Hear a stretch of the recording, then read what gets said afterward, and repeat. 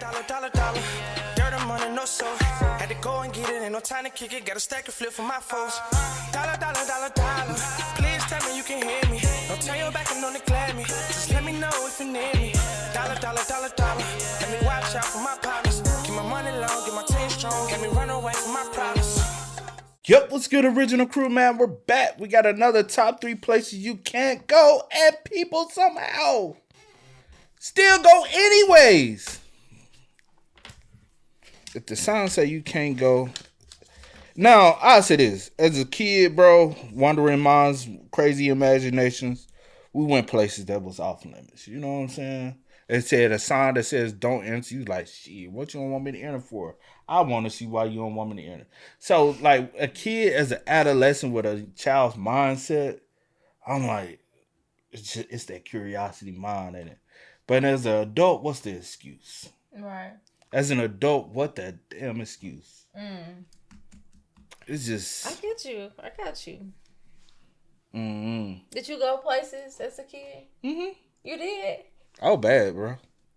You call my mama and ask her. She'll tell you. I was a bad kid. I got in trouble. I don't think I stayed out past the street lights. Oh gosh. Oh my What you goodness. finna say though? I don't think I actually went somewhere. Girl, you used to be out in the woods. That's what you told me. It didn't have a sign. You said it had a sign that You don't said know. "Don't enter." You think it didn't have no sign? They didn't have a They sign. might have had a sign that said private They property. didn't have no sign that You said still private took your property. tail over there in the woods. They You didn't told have me no- about them times. Yeah. Y'all was out there getting nasty in the woods. I did not tell you that. I never told you that. I said we used to. What? Y'all used to what? Not gonna say. No, but I told you that we used to go and hang out, but I never said that we was over there doing nothing. Well, what does hang out mean as teenagers, y'all? Y'all know what I'm talking about. We hanging out in small town, hanging out in the woods. What y'all think they doing in the woods in a small town hanging out? You know what I'm saying? We really wasn't doing it. What y'all? You might say you wasn't doing that, but you, freakily. Keisha. No, what nobody. No, for real though. What Taylor, Erica, and Jennifer. Freakily. Where my pick at? My agent. But no, what nobody doing none of that for real. Not that. People was doing stuff, but not that. Not what were they doing? What were they doing? Like some people maybe sneaking and drinking little stuff, but nothing like. Man, shut up, girl. You don't know what sexual. they were doing behind them headlights. No, we could all see each other. Everybody it was a lot of us, but we see what everyone doing. Girl, I see you. You don't see me. That's all you need to know. Shut up. Freakily, yeah. It's funny, but no one was doing that. You don't know. No, for real though. You don't trust me. You don't know. Maybe a little kissing, but no. Hey, you see, we gonna keep creeping it up. Maybe a little booty hugging and a titty rubbing. No. But We gonna keep it. No, other than that, no. You And I know. done snuck in a couple abandoned houses, but nothing nothing like that. But it was around the neighborhood. We just used to go in there and stuff, but nothing crazy. Go in there. Yeah. Let's go in the closet. Look Okay, at you on something else. I was not even thinking about that growing up. Hey, with that being said, before we get into it, make sure you check out the links in the description box. Down below. You already know where to go if you want to first part. You got to do it. Check out down below. Also, if you enjoyed today's visuals. Knock it over the thumbs up. Intro been long enough, man. Let's go ahead and get into it. Let's check it out. Let's see what it's about. Y'all know how that's y'all girl, man. She gonna keep everything a secret, bro. Let's get it. Today, we're going to look at 3 places you can't go and people who went there anyways. But before we get into those stories, if you're a fan of the strange, dark, and mysterious delivered in story format, then you've come to the right place because that's all we do and we upload 3 or 4 times every week. So if that's of interest to you, please offer to do all of the like button's laundry, but only dry their clothes about 80% of the way. Also, please subscribe to our channel and turn on all notifications so you don't miss any of our weekly uploads. All right, let's get into today's stories.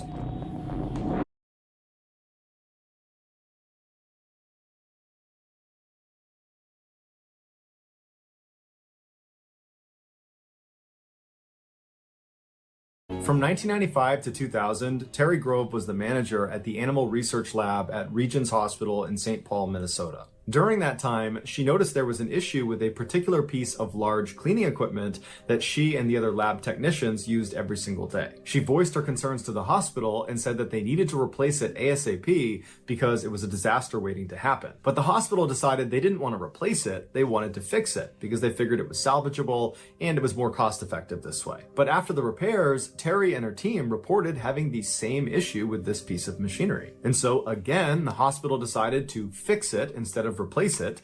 And again, after the repairs, Terry and her team said the issue persisted. For years, Terry complained to the hospital that there were big issues with the design of this piece of equipment, that no matter how many times you try to fix it, it's always going to have this core issue, which is why it needs to be replaced. But the hospital was unwilling to spend the additional money required to replace this piece of machinery, and so eventually Terry and the rest of her crew just had to accept that they had a faulty piece of equipment and they had to be extra cautious every time they used it. In 2004, a few years after Terry had left the hospital, a 31-year-old woman named Tracy Kraling got a job there as a veterinary technician in the same... How long ago after she... My bad, y'all. See over here playing. I know her name, Tracy. No. You are playing. We all see it. See something. The rest of her crew just had to accept that they had a faulty piece of equipment and they had to be extra cautious every time they used it. In 2004, a few years after Terry had left the hospital, a 31-year-old woman named Tracy Kraling got a job there as a veterinary technician in the same lab that Terry had worked in. Tracy was devoted to animals, and she was a die-hard soccer and hockey player and fan. And in October of that year, she married the love of her life. Less than a month after her wedding day, she was in the lab finishing up for the day, and she needed to sterilize her equipment. And so she walked over to the still faulty piece of cleaning equipment called the autoclave. An autoclave is a device that looks kind of like an oven that uses superheated steam to sterilize equipment and other objects inside of it. The autoclave at Regions Hospital was a huge industrial version that staff would have to walk inside of to place their equipment and then walk out of before they started it. And the persisting issue with this autoclave was its door. It shut on its own. Once it shut, the suction that was created inside of it held the door shut. And so if you were unlucky enough to be stuck inside the autoclave, even if it was off, you couldn't open the door again. The suction was too strong, and so somebody outside the autoclave would be the only way for you to get out.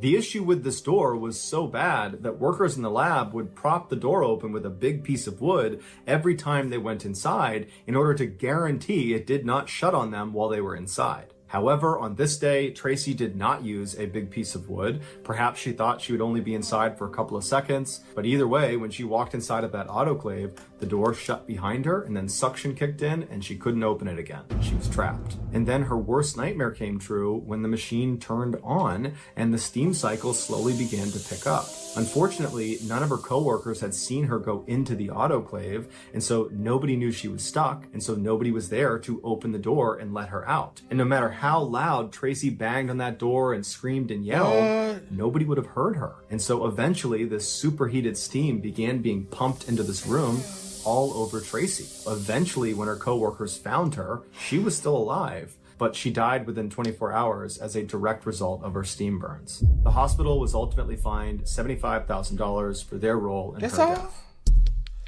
Look at this all. For my life. For my life, 75,000. Not 70. Now, if he said 75 million, I said, oh, that's a good chunk of change. At 31, just started. Damn, bro. That sucks, man. All because, and honestly, they should have been held more responsible. Because even 4 years prior, well, I don't know exactly when, because it just said 95 to 2000. But at some point, it was brought to your attention. So over 4 years ago, it was brought to your attention that this needs to be replaced. Mm-hmm. She left in 2000. 4 years later is when this happened. Mm-hmm. And this girl, so that's negligence. Yep. So even whoever was supposed to be overseen to replace it, because you should have replaced and not repair. Facts. So they should have been charged with the crime. Facts. Because that's negligence, to be honest, homicide, you know? If we can really be get down in it, it's negligent homicide because you were aware of it. Damn. That's sad. I wonder, like, did her family possibly press the issue, or they just, ruled it as an accident? Because that's another thing. Sometimes the family would be like, "Hey, it was an accident. You can't be in control of accidents." So I like, some people are forgiving people, and they won't put. We all supposed to be, but some people are more forgiving than others, and so some people might not press the issue. You pressing that issue? Yeah, that don't mean that I'm not forgiving. Just because I want you to be held accountable. Yeah, I get you. I get where you going on that. I think that's a bad choice of words, but yeah. Oh, okay. It's a bad choice of words. Okay. But I'm definitely gonna press the issue for my loved one. Yeah. I would have to. No amount of money, honestly. But bring back a loved one. Yeah. Like. But because she had just got married too. Yeah. So now this person who thought they was gonna live the rest of their life with you, time comes short because of the hospital negligence. Mm-hmm. I think 75,000 just say it's not justified for that. Nothing really would be, but I get what you're saying. If you take a trip to Hawaii, there's a good chance you'll visit the beautiful Rainbow Falls on the eastern side of the Big Island. But if you travel less than a mile upstream of those falls, you'll find an equally beautiful attraction that far less people know about, and it's called the Boiling Pots. 10,000 years ago, after a volcanic eruption, lava was flowing down the side of the mountain when it entered the Wailuku River. As the lava gradually cooled, the river water flowing all around it wound up carving out these standalone pools of water that were connected by a series of small waterfalls. These pools collectively make up the boiling pots, and they get their name because periodically the water in these pools appears to be boiling. Tourists at the boiling pots are allowed to look at the water from a safe distance on the cement overlook, but under no circumstances are allowed to actually enter the water. In 2015, Jolie Ricewig was a 62-year-old woman living in Kona, Hawaii, which is on the western side of the island. There, she owned a bed and breakfast whose main allure was that guests at this bed and breakfast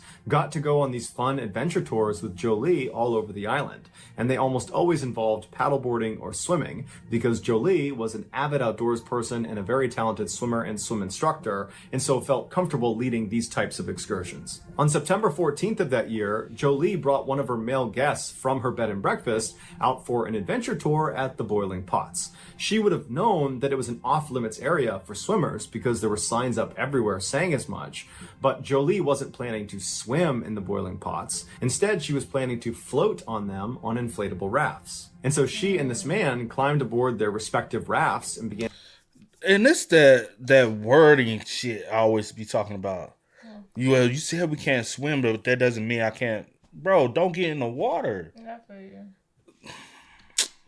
On inflatable rafts. And so she... What, you was trying to look at the songs? I was just trying to see, but I didn't even know if that was the actual song. Oh, the actual sounds. Yeah. Well, it kind of looked like what I would imagine the sounds to be like. Yeah. No diving or jumping, area closed, be alert. Yeah. You might be right. Boiling pots. Instead, she was planning to float on them on inflatable rafts. And so she and this man climbed aboard their respective rafts and began paddling around one of the upper pools, taking in the incredible view of this natural phenomenon. As they were relaxing, suddenly there was this rush of water that came tumbling over the fall that dumped down into the pool they were in. It was a flash flood. And before Jolie and this man could swim outside of the pool and get to safety, the water under them began to churn violently and actually thrust them over the edge down into the next pool. And as soon as they hit the water, they had fallen off of their rafts. Now they're swimming in the water and they're feeling a current pulling them down and pulling them forward towards the next lip into the next pool. And so they both began desperately swimming towards the edge. Jolie actually grabbed the man and helped push him up and out to safety. And as soon as he was on land, he turned around to grab her, but she wasn't there. And so he's looking around and all he can see is her raft floating on the surface being taken down into the rapids. And so he thinks, okay, she must have fallen into the next pool. And so on the side of the waterway, he runs down and he's looking into the next pool, the next pool, the next pool, and she's nowhere to be found. And after a few minutes of looking and not knowing where she was, he called the authorities. They came out and they launched this huge search for her, but despite searching the entirety of the boiling pots and all the way downstream, There was no sign of her. And after looking for an entire week, they never found anything. It was like she just disappeared. And so they turned the search off. As devastating as this was for the family to not have closure about what happened to Jolie, this was not a surprising outcome. In fact, it was almost an expected outcome considering why the boiling pots are off limits to swimmers. Each of the pools of water that make up the boiling pots is a deep, nearly vertical shaft of water, and at the bottom of it are these entrances to these underground tunnels. And these entrances are big enough for a person to slip inside of. And these tunnels are not short. They go on for a long ways in all different directions. In a flash flood scenario, that increased water that's flowing down the boiling pots creates this unbelievable current that inside of each of these pools is pulling straight down, which gives the water the impression that it's boiling, because basically the water's tumbling over as it's being filtered up and down inside of this vertical shaft. And so if you get grabbed by this current, it's going to pull you down and into one of these tunnels, and you won't get out again unless the current releases you. And so Jolie, after helping her guest get out of the water to safety, she was pulled down and into one of these tunnels, and she was held there for 5 months until finally the current released her, and her remains were spotted just below the pots in a tide pool. Wow. 5 months? 5 months. Oh my God, bro. Cause that's as soon as she said the guy, she helped him get out. And then I said, yeah, she got pulled under.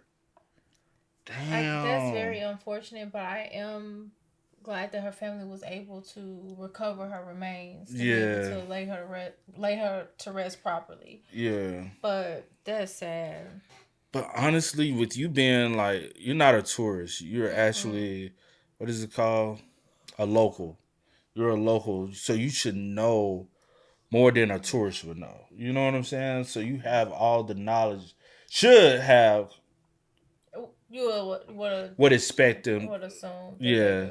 But to have the knowledge and understanding of the area. You know what I'm saying? Even with that. Because I'm sure that's not your first time going over there. I'm sure you are 100% aware of the possibilities. I wonder, did she, was it a way for her to make an extra income? Say, hey, because she owned a bed and breakfast. Or honestly, you know how sometimes you do things often, nothing ever happens, so you just expect for it to just be the same, and it's just unfortunate this time. Yeah, it only takes that one time. Yeah, true, but unfortunately something happened and something tragic. Something tragic. Yeah. But yeah. R.I.P. man, but we just gotta be smarter, bro. Lawrence Daquan Davis, who just went by Day, graduated from a military-style high school in 2009. Following his graduation, he enrolled in Job Corps, which offers young people from a low-income background free career education and vocational training. During his time in the Job Corps program, he trained as a medical assistant, and then after successful completion of Job Corps, he applied for numerous jobs all over the place, but no medical facility was ready to hire him. For a couple of years, Day consistently tried to apply to medical facility after medical facility, but after everybody kept denying him, mostly because he lacked experience or he lacked the credentials they were looking for, he eventually realized that, it's probably not going to happen, that he should look into some other career field. And so he decided he would join the military. But when he took the military entrance exam, he failed the math portion, and so was told he can't join the military. And so Day decided he would study and retake the exam, but he knew in the meantime he needed to make money right now. He was the oldest of 4 siblings, and his mother, who had him when she was only 14 years old, was out of work, and Day's father was not in the picture. And so Day felt like it was his responsibility to step up and help support his family. And so he did what many other people in Jacksonville, Florida did when they were struggling to find work. He went to a temp agency. Temp agencies are staffing firms that contract with employers who are in need of temporary, part-time, or seasonal workers. The temp agency hires someone like Day and then ships them off to one of their client companies when they need work. Conceptually, this employment structure works great for all parties involved. People like Day get to have a paycheck really quickly, and the companies have their short-term employment needs met on the cheap. But there's a loophole. Temp workers are legally employed by the temp agency, not by the physical location they go to do work, known as the direct employer. This is a very important distinction because it means the temp agency is the one that has to pay for insurance for the temp worker, not the direct employer. Therefore, if a temp worker gets hurt on a temporary job, the direct employer's insurance costs will not spike. Instead, the temp agency's insurance costs will spike. Meaning the direct employer knows they can be kind of reckless with their temporary workers because there's not a big penalty if they get hurt on the job. This loophole doesn't mean much if the temporary worker is being asked to be a receptionist where it's totally safe. But this loophole matters a lot when the temp worker is asked to do something dangerous, like work with industrial machinery inside of a factory. On August 16th, 2000. That is so true, because even when I worked at Amazon for a while, I worked there for some months, and it was a long time. I was like, bro, can I not get hired on? Yeah. Like, what the hell? But majority everybody that end up leaving with an injury, because I left with an injury from working and I know people like, how can you get hurt at Amazon? This was early days at Amazon. I know I'll be asking people now, and they like, the labor is not as hard as it used to be. But like, it's a lot of people actually was getting hurt at Amazon or leaving with certain injuries. And it was mainly the temp people because they'll let the regular people go, but not allowing the temp people to go. So the first people to have the option to leave early or opt out of work early were the regular hired on people. And temp agency people, we still there doing, and we get the very end of it. And I'm like, all right, damn, bro. They be like, you want to leave early? I'll be like, sure. They be like, all right, you got 2 hours. Like, damn, bro, y'all should let me go with the Amazon folks, bro. Like, they got the whole night off.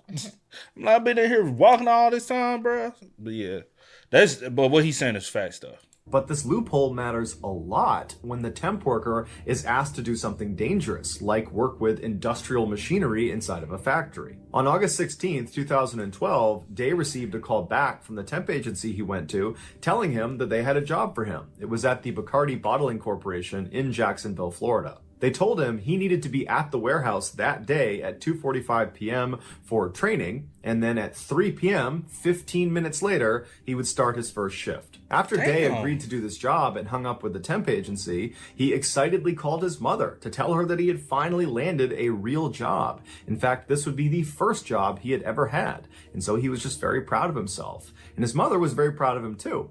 And so Day asked her, would you give me a ride to Walmart so I can pick up some things I need for work? I need a white shirt, I need khaki pants, I need these special industrial boots. And so his mom said, absolutely. She swung home, she picked him up. The pair went to Walmart, they picked out his whole outfit. And then from Walmart, his mother just drove him directly over to the Bacardi factory to begin his first day. Day went inside, and just a couple of minutes later at 2:45 p.m., he was shown a very short safety video. That would be all the training he received. Day was brought into Bacardi to be a warehouse clerk, which basically meant he would do odd jobs around the factory that didn't require a lot of skill. And so after he watched this training video, he was told to head down to the bottling line to watch all of the bottles as they went by to make sure the labels were put on properly. Before he headed down to the floor, Day stopped in the bathroom and took a very proud selfie of himself to commemorate the start of his first shift at his first job ever. He sent the picture to his fiance, put the phone in his pocket, and then headed out the door down to his first workstation. There was a section of the factory that initially Day was not working in, where there were these huge machines called palletizers that took the finished bottles of rum and stacked them into what are called pallets so they could be shipped off to stores. These palletizers are two-story pieces of heavy machinery where the top story is just catwalks where the palletizer operator can manipulate the machines, and then the first floor is where the rum actually comes into the machine and is moved around and stacked on these big metal platforms. Sometimes as the rum comes in on the conveyor belt,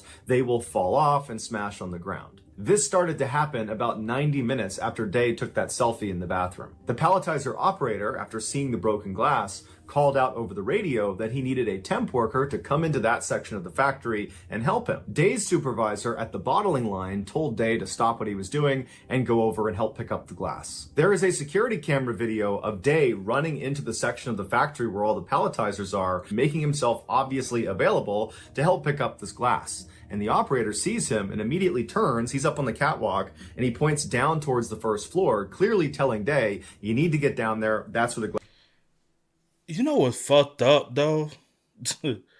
Because y'all just using them. Mm-hmm. It's because you was like, damn. And it's probably on you to clean it up. Yeah. But you like, man, send one of them Tims to go do it. Go do it. I ain't finna go do it because for one, you know it's dangerous. Or two, I ain't finna clean up no spills, man. Let the little Tims do it. I seen it done before, you know. They'll send Temps out fast to go do something. Because like, hey, you trying to get hired, right? But without even explaining how. Have you ever worked a job as a temp? No. Oh, okay. Without even like explaining or going through proper protocol on how to do things, because you think like the smallest thing is just like, oh, okay, cool, I just gotta go pick up some glass. But not knowing that so many things can go wrong just with the most simple tasks. Yeah, because like typically on a job training wise, you sit through orientation, and this is where they show you the videos, right, and stuff. But then you spend like possibly a week actually going over and you watching people do the job. Because last time I got hired for a temp job, I was supposed to go work for General Mills. I got hired for a temp job to go work at General Mills, and I was excited. I said, all right. But I had just graduated with my degree, and I was like, what the fuck am I doing with my life? I'm excited to go work at a fucking factory after earning a degree. And like, no disrespect to factory workers, because honestly, I was excited. I was trying to get out of Amazon because I had been working there 7 months. And I was like, all right, y'all ain't gonna hire me on. And I'd applied to get hired on three times in a row. Yeah. And y'all, as soon as we apply, y'all say, oh, we got a hiring freeze. We can't hire. I'm like, all right, let me continue to stick around because I'm trying to get benefits. I'm trying to get insurance and stuff. And I'm trying to, you know what I'm saying? And I'm now about to graduate from college. So, because I was working at Amazon while in college at the same time, overnight, long nights, crazy. But I go to my General Mills. I get hired on as a temp. I was like, I was gonna get paid because I was making $12 at Amazon, and I think I was gonna get a bump up to $13 working at General Mills, $12.50 or $13. I was gonna work first shift. I said, all right, bet. But I literally sat in the car. And I had a realization in my head. I was like, bro, you just got a degree, bro. I was like, if I go to this job, I'm gonna get sucked into that life, you know, trying to chase this money and stuff. But just imagine if I went there, like with temps, they do treat them so horrible. Yeah. And it's like, cause they, you know, it's like we can manipulate y'all, but it's certain things you gotta abide by with the actual staff of the company. Yeah. Like y'all, especially even if they got a union. Now, if they got a union, y'all really gotta, you know.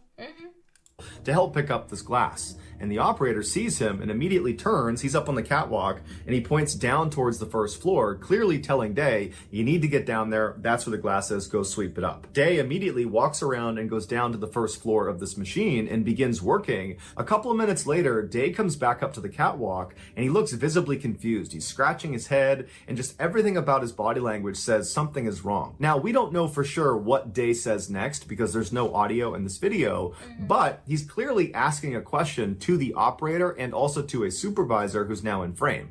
And it looks very much like he's asking clarifying questions. Like he's confirming, you want me to go down there right into that space down there and clean the glass up? That's what you want me to do? And clearly the operator and the supervisor have no time for questions from Day. They just want him to get this done. And so there's kind of a tense interaction between the two parties before Day ultimately just decides, okay, I'll just go down and do what they asked me to do. And so Day again goes back around and you see him go down into the first floor to continue cleaning this glass. And after a few moments, the supervisor and the operator, who don't realize Day is still down there, they turn the machine back on. And after a couple of seconds, they hear a scream coming from the first floor. They look over the railing down there and they see Day. The broken glass that needed to be cleaned up was located directly underneath this metal platform that lowered the built pallets that weighed 2,000 pounds all the way down to the floor before they were shipped off and out the door. In order for Day to actually get down in there and clean this glass up, he needed to crouch way down and practically crawl on his stomach to get into this tight space. While he was in there, the machine turned back on again,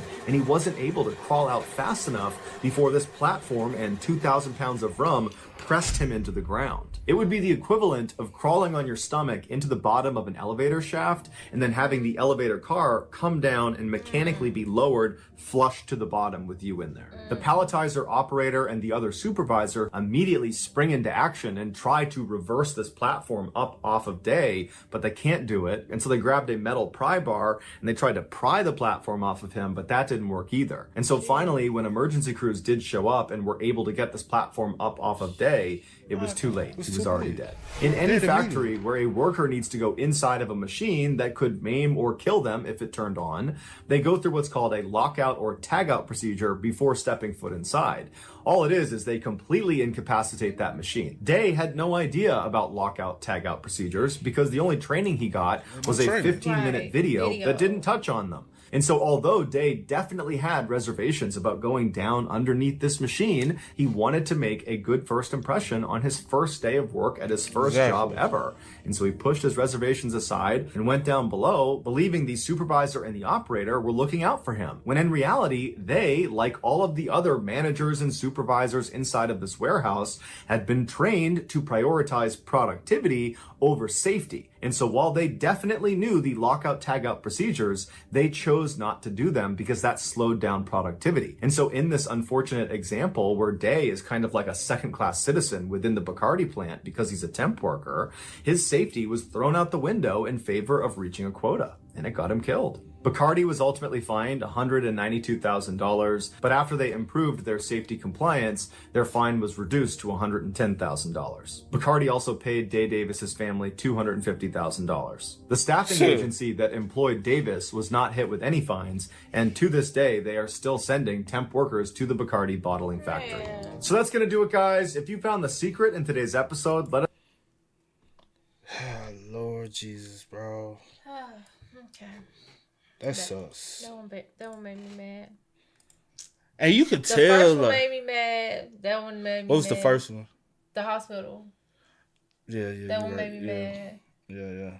The second one was just, that one sad. All of them sad. But like, the second one, I get what you mean by that. You know what I'm saying? Because, and then this third one made me mad. Yeah. And the reason why with the second one, I'll just elaborate because I'm like, it's like negligence on your behalf because you know the warning signs there. You know what I'm saying? It's still unfortunate. Yeah, it's still unfortunate. sad, but it's something that you chose to do yourself, knowing like the danger of it. But you could tell in this one, him going to ask y'all because he was already concerned. Yeah, he was like, wait a minute, I got to get under there. Like, you sure that's cool? Like, and y'all should have had one of y'all should have had eyes on him the whole time. Like, to be sure. Like, I don't before we get a clearance or anything. I'm not here. Like, at the end of the day, these are still people. These are humans. Like, their life still matters. You know how bad that is to go out like that, crushed? Facts. Like, crushed by... Your freaking first day on the job, man. First day on the freaking job. I'm not doing a job like that on the first day of the job. I don't care, bro. You can fire me. You can fire me, bro. I'm not doing that. I'll say this. If I had been trained properly and the safety protocols was 100% there, you can't say, if you doing a job like that, you can't say I ain't doing a job like that. If I have to like do something like that, I've seen. But if the safety protocols are in 100% in place, you can do what you want. I said I'm not doing it. Don't force it on me. I'm saying I'm not doing it. I will quit. I will quit. I will find another job because so many tragic things, freak accidents, like stuff happens all the time. I'm just not going to chance it. Like, I understand, cool, whatever. I ain't gonna lie. It's a temp job. I can find another temp job. I ain't gonna lie, bro. Cause you know me. I have a weird thing with heights, right? Mm-hmm. And I always say, cause I've been stuck in put in position where I'm like, I know this is dangerous as hell, but I have to do it.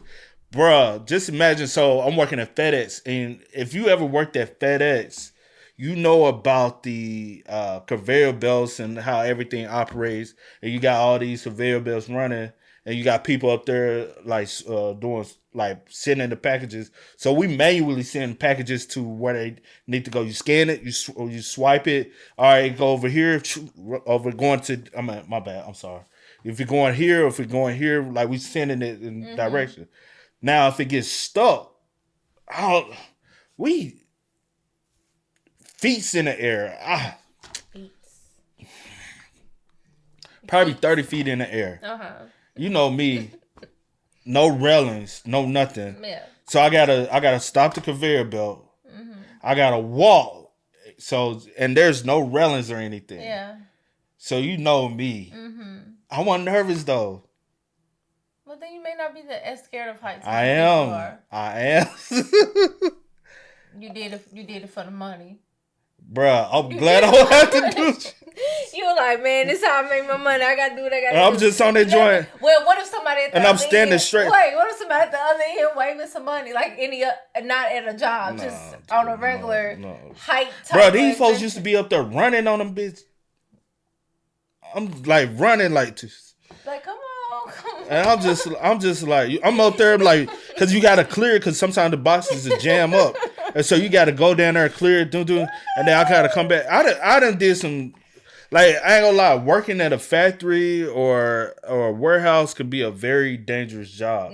Bro, I told you, loading the truck up, literally, the truck, like, it was the short bed FedEx trucks. So if you ever worked at FedEx, I used to load trucks. I used to do every position at FedEx, except for drive the trucks. So just imagine I'm on the edge, right? I'm getting the boxes. I'm standing in the truck, getting the boxes out the conveyor belt. It's coming, and I'm putting it in there. And that's, I'm looking. I said, bro, why the building moving? I swear in my head, that's the only thing I could think of. I said, bro, why is the building moving? Yeah. And I was like, bro, the building moving? I said, hold the fuck up. The truck is rolling away.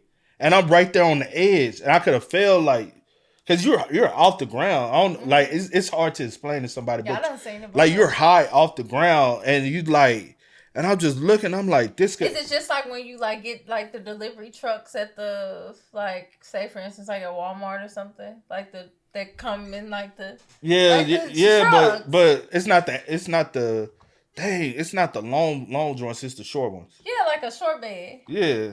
But so I'm just talking about the height off the ground. That's all I'm saying. Kind of, but it's like 2 levels in the FedEx. I got you. But and what happened was the driver said there was no driver in the truck. The truck just started rolling off, and the driver had to run and hop into the truck. Yeah. We getting pulled away in the truck with the thing still up. Yeah. And luckily my manager was on the truck with me. He was like, just sit down.